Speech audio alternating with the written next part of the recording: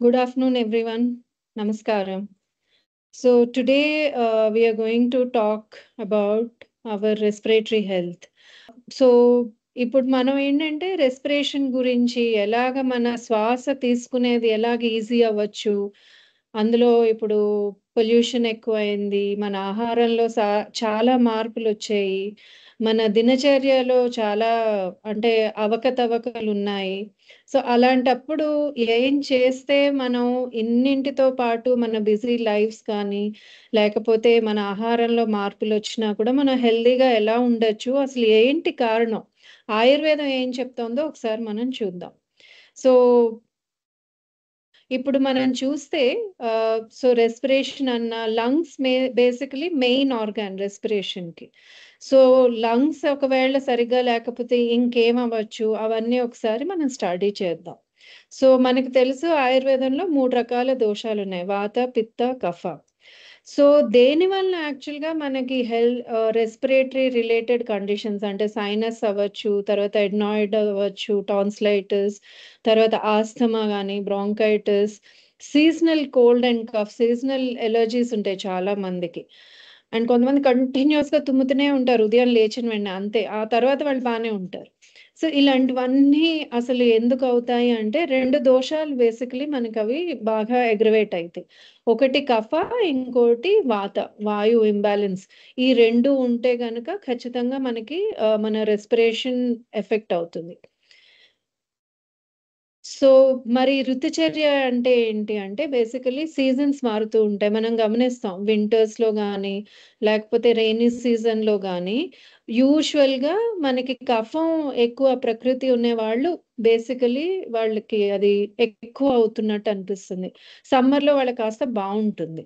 So, ఏ basically ఇప్పుడు మనం చూస్తే దోష అక్యుములేషన్ అంటే ఎక్కడ మనకి కఫం ఎక్కువ అక్యుములేట్ అవుతుంది, ఎక్కడ అది బాగా ఎస్కలేట్ అయిపోతూ ఉంటుంది.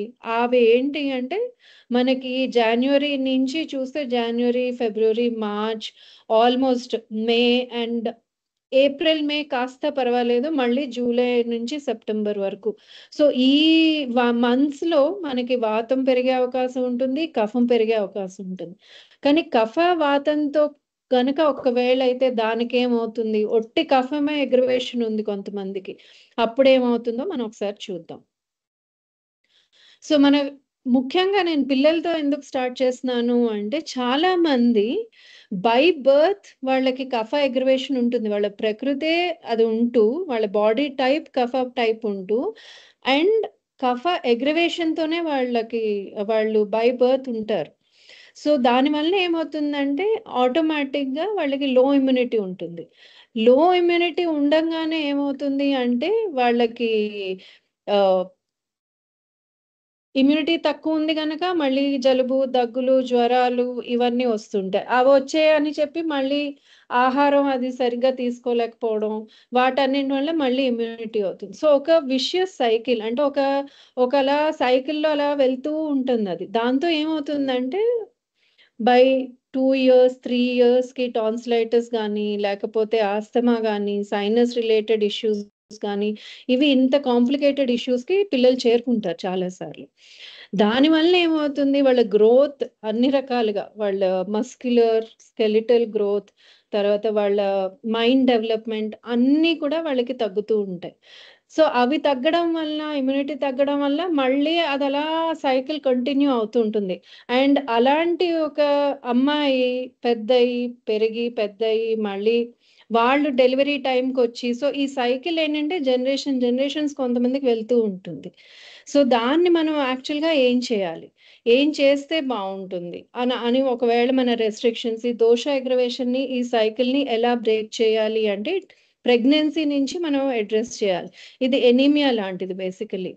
సో, ప్రెగ్నెన్సీ నుంచి చేసి అది తర్వాత ఏమవుతుందంటే కొన్నిసార్లు మన పురుడయ్యాక, డెలివరీ అయ్యాక కూడా అక్కడ కొన్ని ట్రిగ్గర్స్ మనం సరిగ్గా అంటే మన పు ఆహ్, మా చిన్నప్పుడు మా అమ్మగారు చిన్నప్పుడు ఇవి చూస్తే చాలా స్ట్రిక్ట్‌గా డయట్ ఇవన్నీ ఫాలో అవ్వడం ఇవన్నీ చేసేవారు. ఇప్పుడు కొత్తగా ఏంటంటే అన్నీ తినేయొచ్చు, ఏమీ రెస్ట్రిక్షన్స్ ఉండద్దు, బలం రాదు.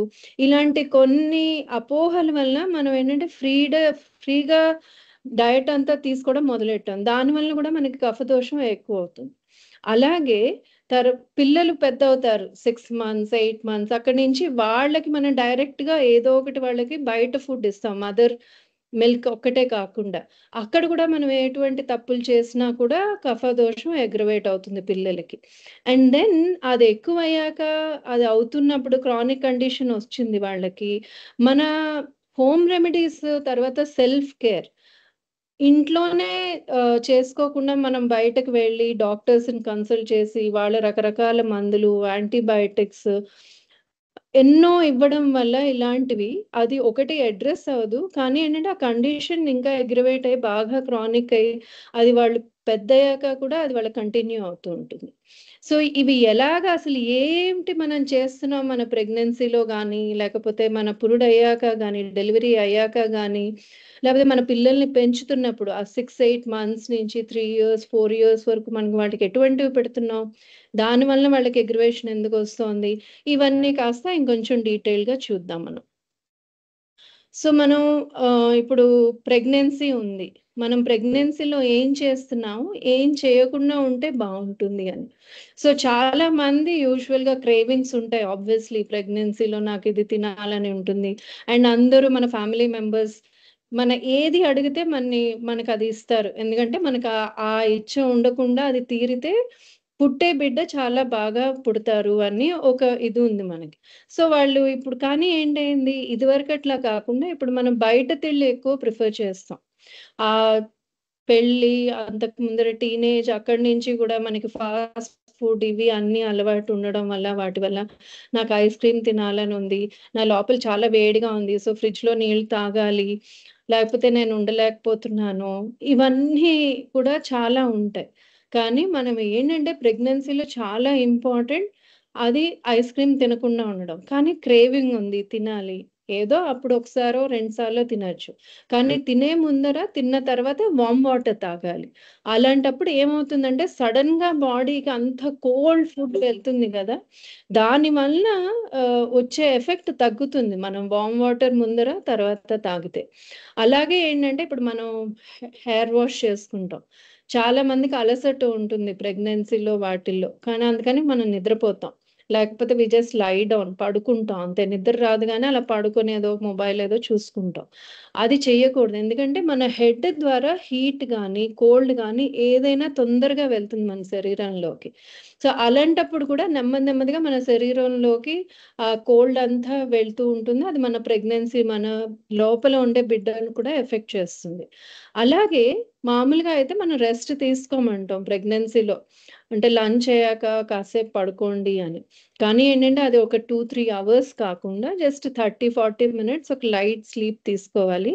అండ్ 3:00, 4:00కి పడుకోకుండా టైంకి భోజనం చేసి ఒక 30, 40 మినిట్స్ మీరు రెస్ట్ తీసుకోవచ్చు. అదోటి ఫాలో అవ్వాలి. తర్వాత ఏంటంటే ఇప్పుడు ఉండిపోయినవి ఉదయాన్వి రాత్రి ఉండిపోయిందా మర్నాడు ఎందుకంటే ఇప్పుడు న్యూక్లియర్ ఫ్యామిలీస్ వండుకోవడం కష్టం. సో, ఉన్న దాంట్లోనే అడ్జస్ట్ అవ్వాలి. అండ్ ప్రెగ్నెన్సీలో ఏంటంటే నాసియా ఉంటుంది, ఎనర్జీ తక్కువుంటుంది, రెస్ట్ తీసుకోవాలనిపిస్తూ ఉంటుంది. అలాంటప్పుడు ప్రతిసారి ఫ్రెష్ ఫుడ్ మనం చేయలేము. 3 పూట్ల వండడం ఇబ్బందవ్వచ్చు.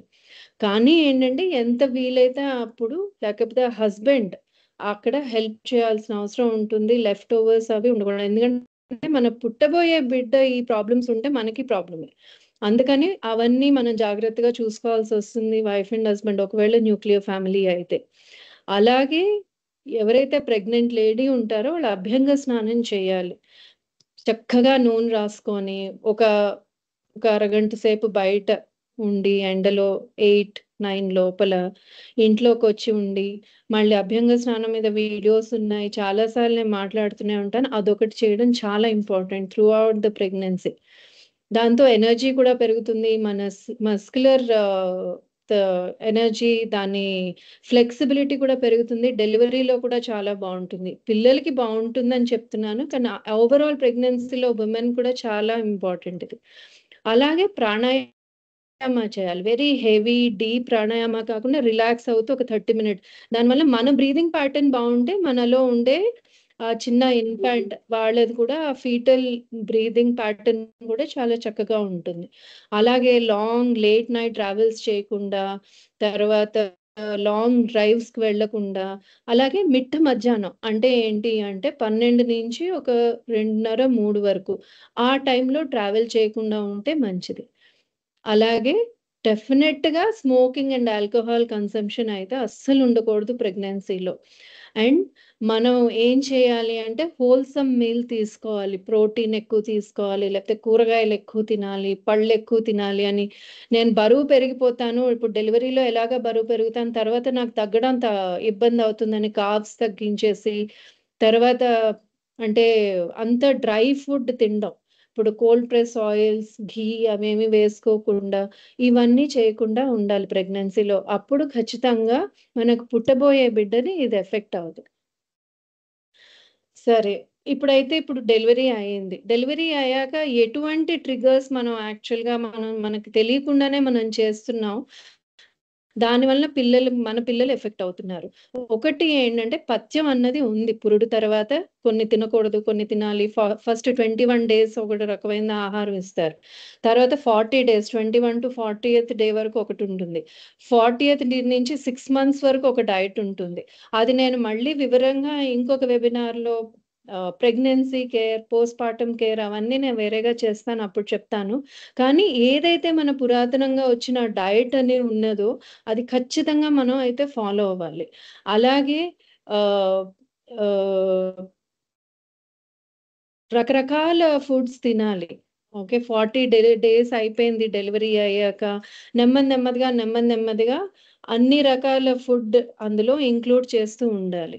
తర్వాత యూజువల్‌గా అవసరం అయితే తప్పించి ఏ మెడికేషన్ తీసుకోకూడదు. నాకు ఫర్ ఎగ్జాంపుల్ బాగా టైర్డ్‌గా ఉంది, లేకపోతే ఎనీమియా ఉంది అని సప్లిమెంట్స్ కాకుండా ఇంట్లోనే మన ఇంటి ఆహారంతో మన ట్రెడిషనల్ చిట్కాలు చాలా ఉన్నాయి. వాటితో మనం ఎలా వాటిని హ్యాండిల్ చేయాలో నేర్చుకోవాలి. తర్వాత సేమ్ థింగ్ ప్రెగ్నెన్సీ లాగే తలంటు పోసుకున్న వెంటనే నిద్రపోకూడదు. అంతే కాకుండా యాక్చువల్‌గా మా చిన్నప్పుడు నేను ప్రెగ్నెంట్‌గా ఉన్నప్పుడు అలాగే మా అమ్మగారు వాళ్ళు చెప్తూ ఉండేవారు. సాంబ్రాణి మన తలంటు పోసుకున్న వెంటనే సాంబ్రాణి ధూపం వేసేవారు తలకి. ఎందుకంటే తొందరగా జుట్టు ఆరాలి. ఎంత మనం హెయిర్ అలా ఉంచుకుంటే, అంత మన లోపల కఫం పెరుగుతూ ఉంటుంది. అండ్ మనం బ్రెస్ట్ ఫీడింగ్ చేస్తాం గనక, ఆ కఫం ఆ పిల్లలకి కూడా మనం పంపిస్తూ ఉంటాం. అందుకని మనం ఎంత జాగ్రత్తగా ఉంటే తల్లులం, అంటే న్యూ బోర్న్ మదర్స్ ఉంటారు గదా! వాళ్ళు ఎంత జాగ్రత్తగా ఉంటే, ఆ బేబీకి బ్రెస్ట్ ఫీడింగ్ ద్వారా అంత తనకి ఆ బేబీకి మనం న్యూట్రిషన్ అది అందిస్తూ ఉంటాం. అలాగే భోజనం అయ్యాక ఇక్కడ మాత్రం పడుకోకూడదు అస్సలు. యాక్చువల్‌గా డెలివరీ అయ్యాక చాలా నిద్రొస్తూ ఉంటుంది. అదొక పెద్ద పనిష్మెంట్‌లా ఉంటుంది. భోజనం అయ్యాక వెంటనే పడుకోవాలనిపిస్తుంది. పడుకునిచ్చేవారు కాదు ఇదివరకు. అండ్ అది చాలా మంచి పద్ధతి నిద్రపోకూడదు మధ్యాహ్నం భోజనం అయ్యాక. అలాగే ఆహ్, మన డయట్‌లో ఇదివరకు రకరకాల కషాయాలు ఇచ్చేవారు. కొన్ని లేహ్యాలు ఇంట్లోనే తయారు చేసి ఇచ్చేవారు. అవన్నీ నేను మీతో మాట్లాడతాను వచ్చే సెషన్స్‌లో. కానీ అవన్నీ కూడా మనం తీసుకోవడం చాలా ఇంపార్టెంట్. ఎందుకంటే అవి మన ఇమ్యూనిటీ పెంచుతుంది. ఇన్ఫెక్షన్స్ అవి రాకుండా దానివల్ల జాగ్రత్త పరుస్తుంది. అలాగే మన బాడీ ఏంటంటే డెలివరీ అయ్యాక వీక్ అవుతుంది. Women body. సో, అది స్ట్రాంగ్‌గా అవ్వాలి. స్ట్రాంగ్‌గా అయితేనే మనం మన పాల ద్వారా ఆ స్ట్రెంత్ పిల్లలకు కూడా మనం ఇవ్వడం అవుతుంది. సో, పోస్ట్‌పార్టమ్ పీరియడ్‌లో ఈ రకమైన కేర్ తీసుకుంటే గనక చక్కగా మన పిల్లలకి కఫదోషం అగ్రవేషన్ అయితే ఉండదు. సో, మనం ఇప్పుడు వాళ్ళకి ఏదో పెట్టడం మొదలెట్టాం. అన్నప్రాశన అయింది. అప్పుడేంటేంటి మనం పెడుతున్నాం? ఎక్కడ చిన్న చిన్న పొరపాట్ల వల్ల వాళ్ళకి పాపం ఇలాంటి కండిషన్స్ వాళ్ళకొస్తున్నాయని ఆలోచిస్తే, ఒకటి మనకి చాలా ఈజీ ఫుడ్ అని అరటిపళ్ళు పెట్టేస్తూ ఉంటాం వాళ్ళకి. ఎందుకంటే అందులో కాల్షియం ఉందని, ఇదుందని, అదుందని, చాలా మంచిదని ఒక పెద్ద ఇది ఉంది యాక్చువల్‌గా. బనానాస్ చాలా మంచివని. కానీ 6 నుంచి ఆల్‌మోస్ట్ 18 మంత్స్ వరకు 1 ½ ఇయర్స్ వరకు ఇవి పెట్టకూడదు. అలాగే మ్యాష్డ్ యాపిల్స్ కూడా బాయిల్ చేసి పెడతారు. సో, అది కూడా పెట్టకుండా ఉండడమే బెటర్. 1 సెకండ్. నా స్క్రీన్ కనిపిస్తోందా అందరికి? యాహ్!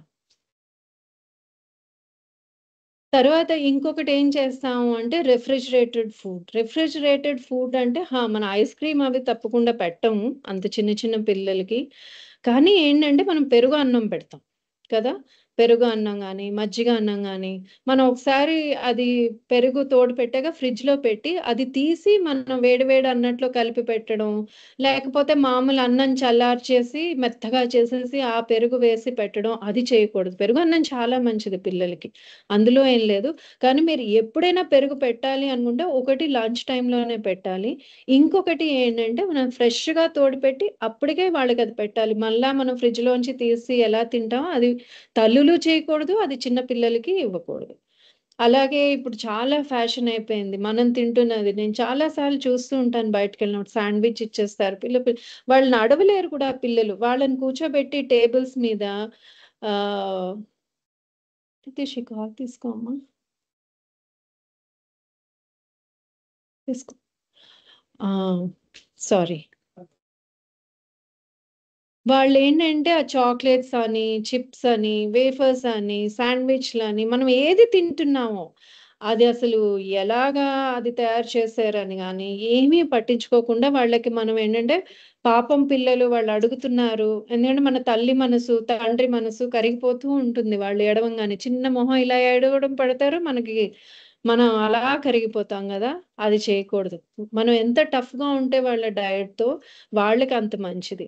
అలాగే నేను చెప్పాను గదా! పెరుగు అన్నం వద్దు ఖచ్చితంగా. అలాగే చాలా మందికి అలవాటుంటుంది ఫ్రిడ్జుల్లో ఫ్యాంటాలని, పెప్సీలని, కోక్‌లని అవన్నీ పెట్టుకొని వాళ్ళు తాగుతారు.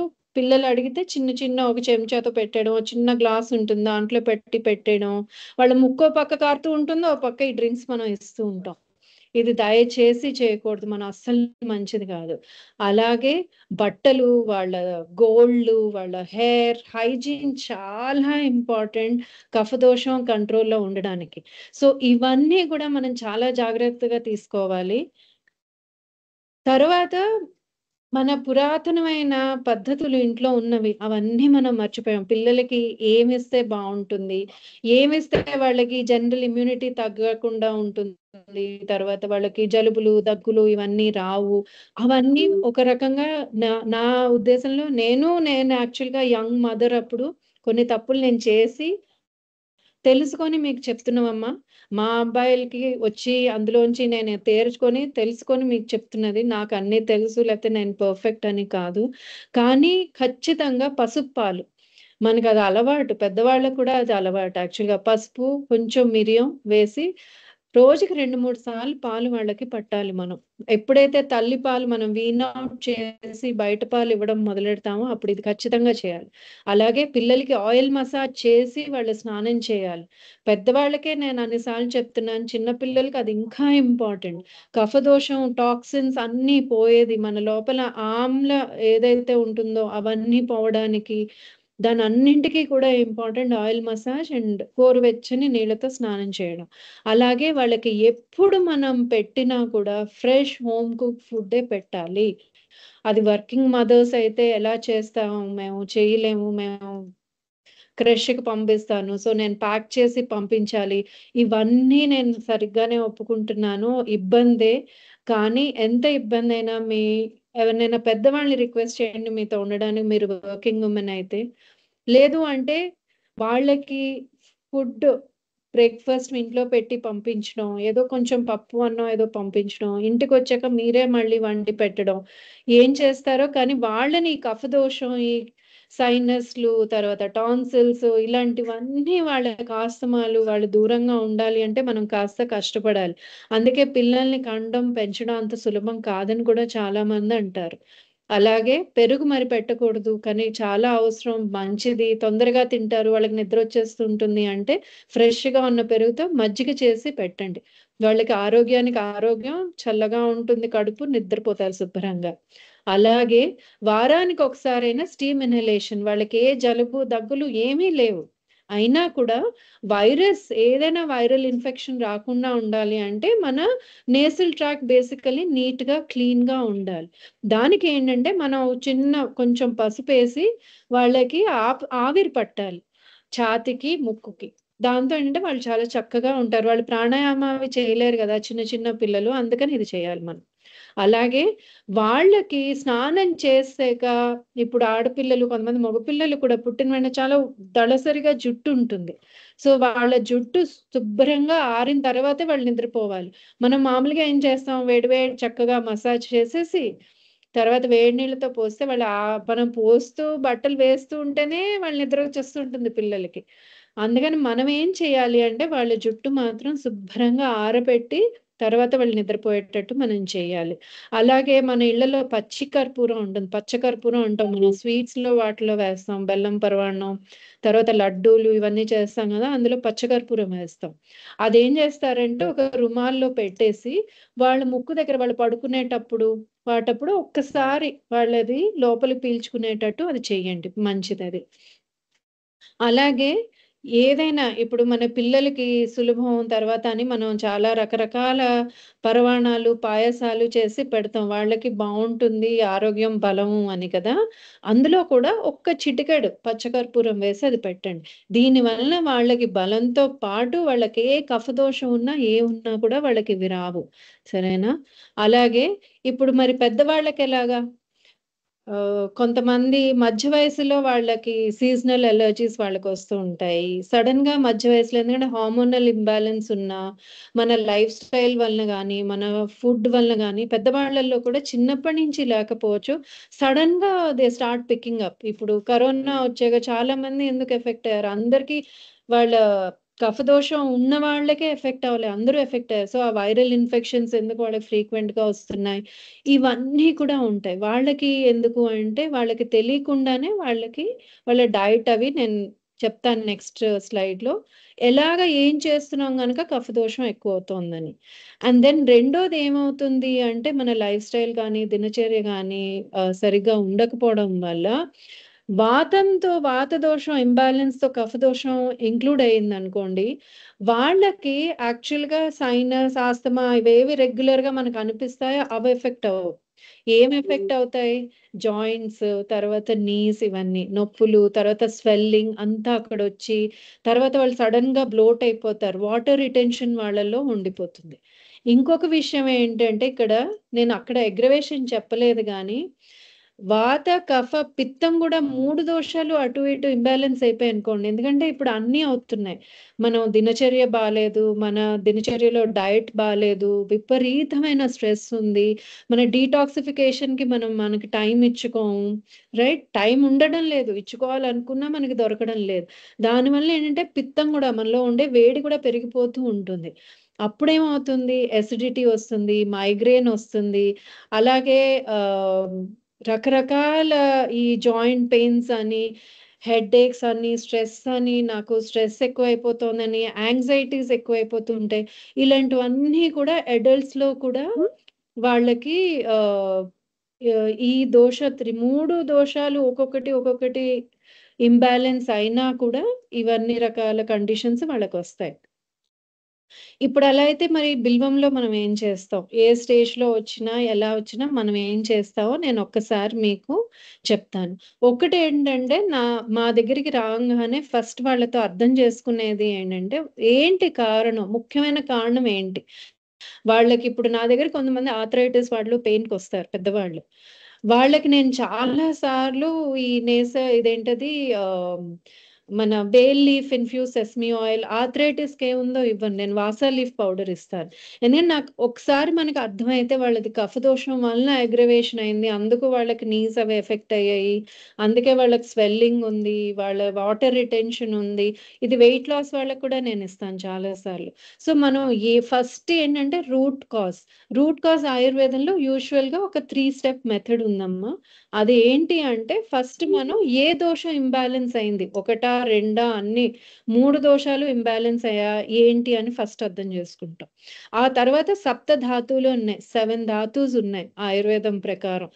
రక్త, మాంస, అస్థి ఇలాగా అన్ని ఉన్నాయి. అందులో ఏది ఎఫెక్ట్ అయింది, దేని వలన అది మనకి ఆ పర్టికులర్ ఆర్గాన్ ఎఫెక్ట్ అయిందో అర్థం అవుతుంది.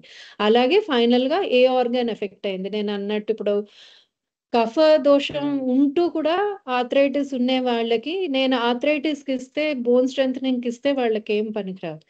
కఫ దోషానికి నేను మెయిన్ కారణం అది కనుక నేను అది ఇవ్వాలి. సో ఇదంతా మేము అర్థం చేసుకొని కస్టమైజ్ సొల్యూషన్స్ మేము వాళ్ళకి, వాళ్ళ దినచర్య కానీ ఎటువంటి సప్లిమెంట్స్ తీసుకోవాలి, ఎటువంటి అప్లికేషన్స్ వాళ్ళు వాడాలి, అవన్నీ నేను చెప్తాను. సార్ మా వెబ్సైట్కి తీసుకెళ్తున్నాను, నేను మీకు అక్కడ చెప్తాను యాక్చువల్గా మేము ఏమేమి ఇస్తామో. యూజువల్గా కఫదోష, జనరల్ ఇమ్యూనిటీ తక్కువ ఉంది, కఫదోషం ఎక్కువ ఉంది, రెస్పిరేటరీ కండిషన్స్ ముఖ్యంగా రకరకాలు ఉన్నాయి. పిల్లలకైనా పెద్దలకైనా బిల్వం హెర్బల్స్ లో మీరు ఇదొకటి అర్థం చేసుకోవాలి.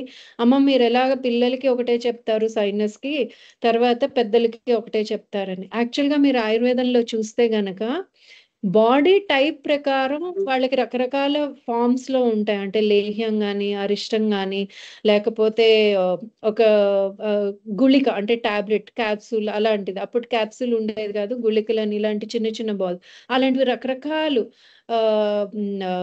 ఇస్తారు తప్పించి యాక్చువల్గా మెయిన్ హర్బ్ అయితే మారదు వాళ్ళకి. సో మేము కూడా అదే ప్రిన్సిపల్తో, కానీ మా ప్రోడక్ట్స్ మేము కొన్ని ఫార్ములేషన్స్ తయారు చేసి మీకు ఇక్కడ చూపిస్తున్నాను. ఇక్కడ మీరు మెయిన్గా మీరు ఇలా వెళ్తే మా వెబ్సైట్లోకి, మీరు ఇక్కడ రెస్పిరేటరీ కేర్ కిట్ అని ఉంటుంది. సో ఫండమెంటలీ ఇదే తీసుకోవాలి అందరూను. ఇదే నేను చెప్తాను. అంటే ఏంటి, కఫదోషం అగ్రవేషన్ అయ్యి ఎక్కడైతే ఆర్థరైటిస్ రిలేటెడ్ కానీ, మైగ్రేన్ రిలేటెడ్ కానీ లేకపోతే ఈ కాంబినేషన్ నేను చెప్తాను. దీంతో పాటు నేను ఫుడ్ ఇంగ్రీడియంట్స్ పేజ్లో తీసుకెళ్ళి వాళ్ళకి హనీ ఖచ్చితంగా చెప్తాను. ఏ హనీ అయినా తీసుకోవచ్చు, ఇది కానీ ఇది కానీ. పిల్లలకి అయితే నేను తేనెతో తీయమంటాను, లేకపోతే బాగా కఫమే ఉంది అని అనుకుంటే అప్పుడు తేనె కూడా చాలా మంచిది. తేనె కానీ అది మీరు తేనె వాడేటప్పుడు మటుకు అది ఒక మీడియం లాగే వాడాలి, అది స్వీట్నర్ గా వాడకూడదు. ఇది కూడా నేను వీడియోస్ అవి మేము చేయబోయే వీడియోస్ లో అది కూడా చెప్తాను. కానీ ప్రస్తుతానికైతే తేనె ఒకటి ఖచ్చితంగా నేను చెప్తూ ఉంటాను. తర్వాత అలాగే ఇమ్యూనిటీ పెంచడానికి మా దగ్గర సప్లిమెంట్స్ చాలా ఉన్నాయి. అందులో మీరు చూస్తే తులసి టర్మరిక్ బ్లెండ్ అని ఉంది. ఇది excellent immunity booster. Okay, so ఇది వేసుకుంటే ఒకటి వాత నొప్పులు తగ్గుతాయి, ఇంకోటి మన ఇమ్యూనిటీ పెరుగుతుంది. ఇమ్యూనిటీ పెరగడం వల్ల మనకి ఉన్న జలుబు, దగ్గు, సైనస్ ఇవన్నీ కూడా పోతాయి. పిల్లలకి ఇది చాలా మంచిది, పెద్దవాళ్ళకి మంచిది. అండ్ చాలా ఎక్కువ ఉంది అంటే తేనెతో తీసుకోమంటాను. లేకపోతే రెగ్యులర్ ఇమ్యూనిటీ మెయింటైన్ చేయాలి అంటే జస్ట్ డ్రింకింగ్ వాటర్లో ఇక్కడ చెప్పినట్టు 5 లీటర్స్ ఆఫ్ డ్రింకింగ్ వాటర్లో జస్ట్ 1 టీ స్పూన్ వేస్తే సరిపోతుంది. అందరూ తాగొచ్చు ఇది. ఎనీ హెల్త్ కండిషన్ లేకపోతే ఎనీ ఏజ్ గ్రూప్ ఇది రోజు తాగితే చాలా మంచిది. తులసి టర్మరిక్ బ్లెండ్ ఈ వాటర్, అండ్ దెన్ డెఫినెట్గా it is very aromatic and చాలా బాగుంటుంది ఇది. సో ఈ రకమైన ప్రోడక్ట్స్ అఫ్ కోర్స్ నేను కస్టమైజ్ చేస్తూ నేను ఇస్తాను. అభ్యంగ స్నానానికి ఒకవేళ కఫదోషం వాళ్ళు వస్తే మట్టుకు నేను వాళ్ళకి ఇక్కడ మీరు చూస్తారు, సారీ, ఇక్కడ bale leaf infuse sesame oil ఉంటుంది. ఇది నేను పిల్లలకి, నా దగ్గరికి యంగ్ మదర్స్ వస్తూ ఉంటారు, నాది ఇప్పుడే డెలివరీ అయింది మ్యామ్, వాళ్ళకి నేను స్నానం అప్పుడు నూనె అది పట్టించి చేయాలి, సో మీరేం మాకు చెప్తారు, ఏం వాడచ్చు అని. సో నేను bale leaf infuse sesame oil చెప్తాను, ఎందుకంటే ఇది బోన్స్, తర్వాత నర్వ్స్, తర్వాత మసిల్స్ మూడింటిని స్ట్రెంగ్తన్ చేస్తుంది. సో గ్రోయింగ్ ఇయర్స్ లో మనం దీంతో వాళ్ళకి బాగా పెట్టి, తర్వాత నలుగుకి నేనేమని మాది హెర్బల్ బేదింగ్ పౌడర్స్ ఉన్నాయి, ఇక్కడ ఉంటాయి. చందన్ బేదింగ్ పౌడర్ అని ఉంటుంది, అది నేను చెప్తాను జనరల్ కేర్ కి మదర్స్ వచ్చిన వాళ్ళకి. కానీ ఏదైనా ఆల్రెడీ కఫ అగ్రవేషన్ ఉండి వాళ్ళు గనక వస్తే ఆయిల్ రాసిన తర్వాత నేను వాళ్ళకి నీమ్ బేదింగ్ పౌడర్ చెప్తాను. ఎందుకంటే చందనం బాగా చలవ చేస్తుంది. అందుకని ఏ రకమైనది వాళ్ళకి ఉండకుండా వామ్‌గా ఉండండి. నీమ్ ఏంటంటే వేడిని పెంచుతుంది. అందుకు అది ఇస్తాను. సో, నేను ఇలాగ కస్టమైజ్ చేసి మా ప్రయత్నం మేము చేసి డయట్ చెప్తాను. సో, ఆ రకంగా మనం ఏంటంటే ఆహ్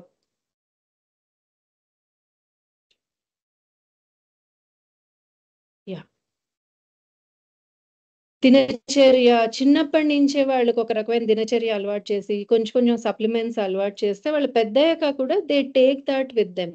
పెద్దయ్యాక కూడా ఈ రకంగా వాళ్ళు అది ఉపయోగించుకోవడానికి చాలాగా వాళ్ళకి బావుంటుంది. అర్థం గూడా అవుతుంది అప్పటి నుంచి. So, yeah! ఇది presentation. So, now we are open for question answers. Ma'am ఇది అడినాయిడ్స్ జెనెటికల్‌గా కూడా వచ్చే ఛాన్సెస్ ఉన్నాయా మ్యామ్? అంటే పేరెంట్స్‌కి ఉంటే చైల్డ్‌కి కూడా అలా ఉంటుందా? ఆ! ఎందుకు అంటే మెయిన్‌లీ మదర్‌కి because mother is the carrier. ఫాదర్‌కున్నా కూడా జీన్స్‌లోంచి వస్తుంది. ఎందుకంటే నేను చెప్పాను గదా! ప్రెగ్నెన్సీలో ఇప్పుడు ఎనీమియా లాగా. హ్మ్. ఒక హ్మ్. ఎనెమిక్ గర్ల్ ఎలా అయితే ప్రెగ్నెంట్ అయ్యి అది అలా పాస్ ఆన్ అవుతూ ఉంటుందో ఫర్ జనరేషన్స్, హ్మ్. దోషం కూడా దే గో యాక్చువల్లీ. ఇప్పుడు ఈ దోష హ్మ్. ప్రవృత్తి కూడా వెళ్తూ ఉంటుంది. మన తల్లి, తండ్రి బట్టే మనది నిర్ణయం అవుతుంది యాక్చువల్‌గా. సో, హ్మ్. అందుకని డెఫినైట్‌లీ జెనెటిక్స్, జీన్స్ కూడా అది బేసికల్లీ మనం దోషం అంటాం ఆయుర్వేదంలో. యాహ్! హ్మ్. యాక్చువల్లీ ఫాదర్‌కి ఉంది మ్యామ్. సో, ఇప్పుడు అంటే మేబీ అదే రూట్ కాజో ఏమో తెలీదు. నా ఎల్డర్ పాపకి ఉంది ఇప్పుడు అడినాయిడ్స్. ఓకే. ఇంకా వన్ అవును. మోర్ థింగ్ యాక్చువల్లీ వాళ్ళ ఫాదర్‌కి అప్పట్లో 10థ్ స్టాండర్డ్ అప్పుడు సర్జరీ అయిందంట adenoids. Okay. That explains actually అదవ్వచ్చమ్మా. ఆ! సో, అంటే అప్పుడు అలా అయిందని మనం ఇప్పుడు సర్జరీయే అన్న అట్లేముండదు కదా!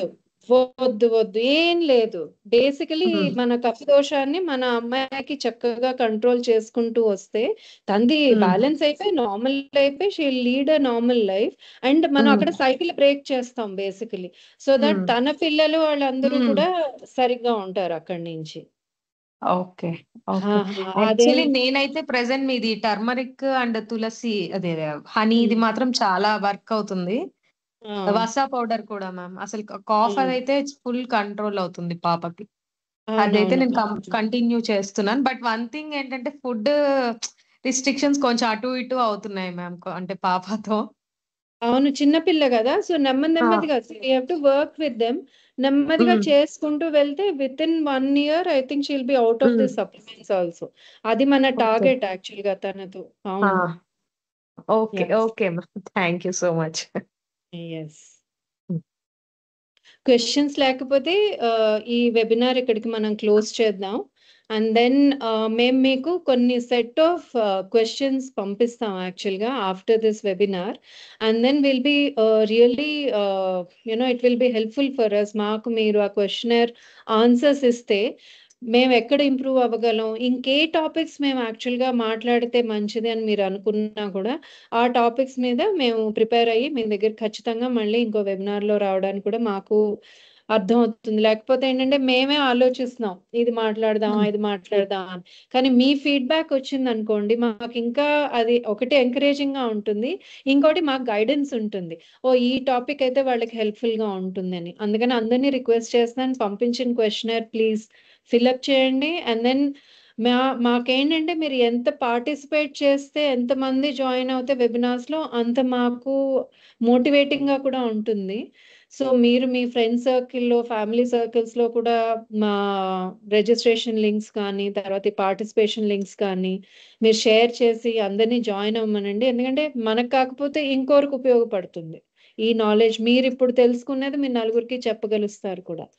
అందుకని నా రిక్వెస్ట్ అది to all of you. Yeah! Oh okay ma'am. నమస్కారం అండి. Thank you so much thank you. All of you. మీ టైమ్ తీసుకొని జాయిన్ అయ్యారు. It's very nice. Thank you.